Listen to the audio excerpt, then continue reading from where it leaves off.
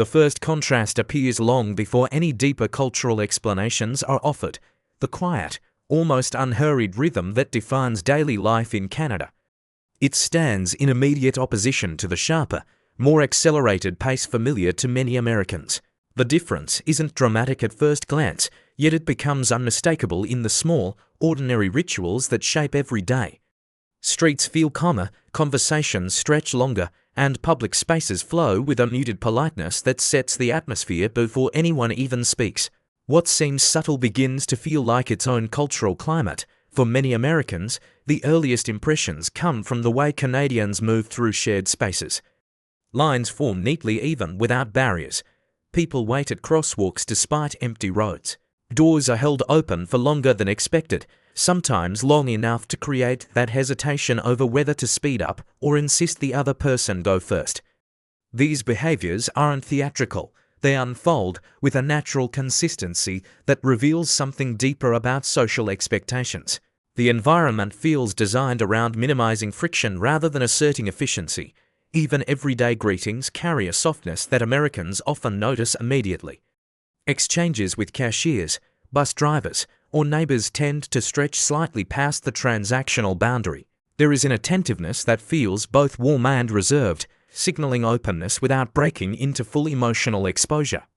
It reflects a cultural habit of maintaining comfort in shared spaces, valuing smooth coexistence above expressive individuality. For many Americans, this measured friendliness stands out as both refreshing and slightly unfamiliar. Another early adjustment involves how Canadians interpret personal space. The distance kept in conversation is subtle but distinct, shaped by an unspoken desire to avoid imposing. Conversations unfold at a calmer pace, with pauses treated as natural rather than awkward.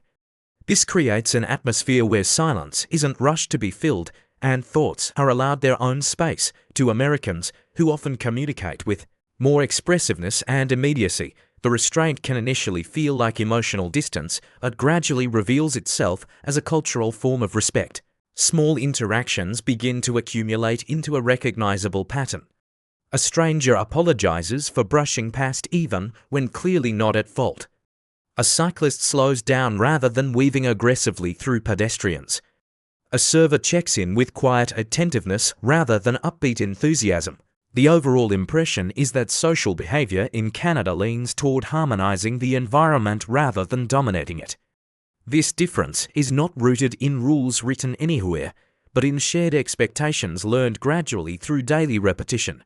As the quieter rhythms become clearer, Americans often start noticing the depth of the country's relationship with winter.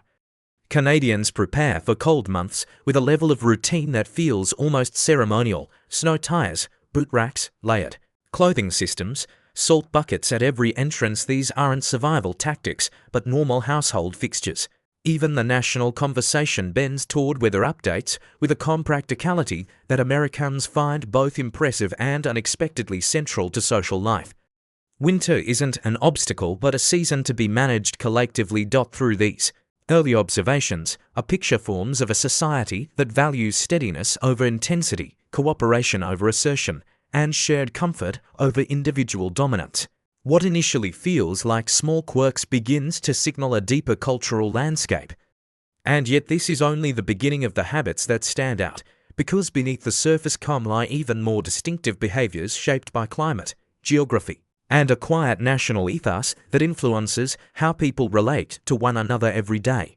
As Americans spend more time within this environment, deeper cultural contrasts emerge in places they never expected to notice. One of the most striking is the Canadian relationship with rules, especially the unwritten ones. There is a quiet, collective agreement that systems function best when everyone follows them, even when no one is watching.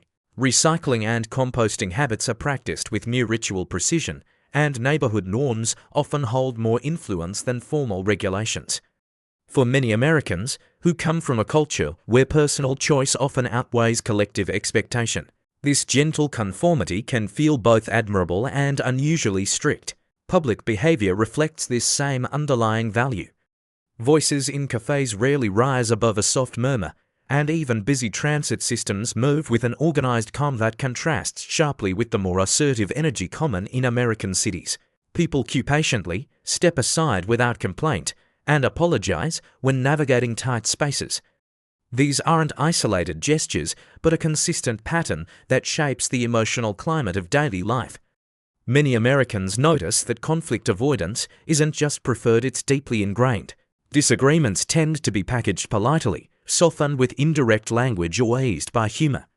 The goal is rarely to win an argument but to keep interactions smooth. Food habits reveal another layer of difference. Canadians embrace a multicultural, culinary identity that feels more seamlessly interwoven into everyday life. It's normal for a single street to offer dishes from 5 continents and for cultural fusion to appear on menus without fanfare. Portions tend to be more restrained, and meals feel less hurried.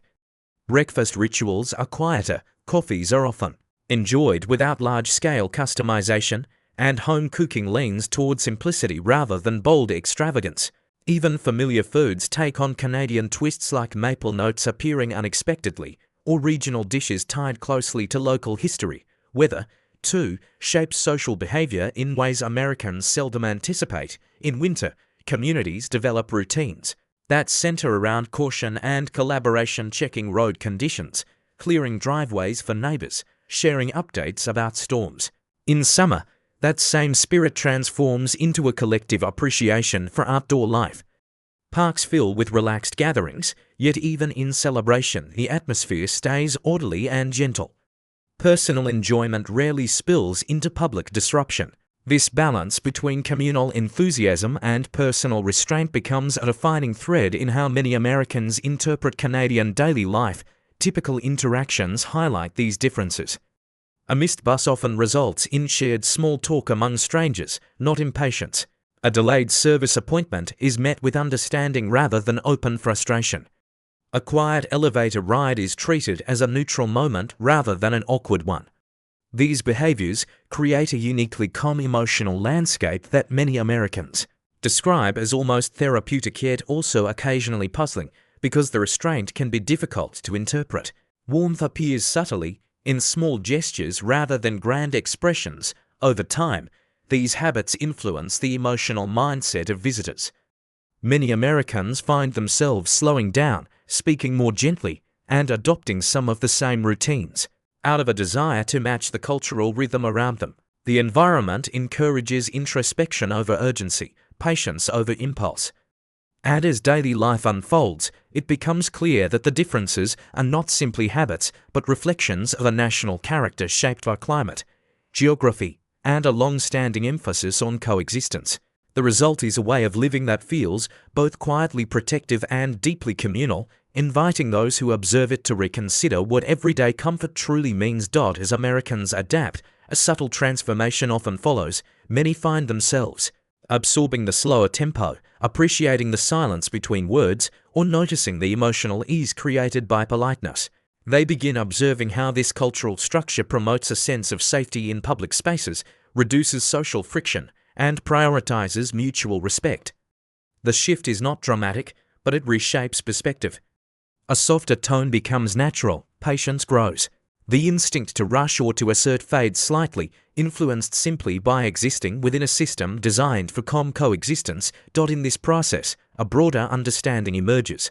These everyday habits are not quirks, but reflections of a worldview. The emphasis on cooperation stems from living in a country where communities rely on one another through harsh winters and vast distances. The preference for subtle expression comes from a culture that values humility and collective ease. The calm public demeanor reflects a belief that shared spaces belong equally to everyone. These habits are not random. They are expressions of a national identity shaped by geography, history, and a long-standing commitment to social balance. By the time the differences fully settle into understanding, many Americans describe Canada as a place where life feels slightly softer at the edges, less hurried, less loud, less divided. The habits that once seemed strange become signs of a society built around steadiness. And in reflecting on those contrasts, a broader insight appears. Every country carries its own quiet rules, shaped slowly by time, climate, and cultural memory.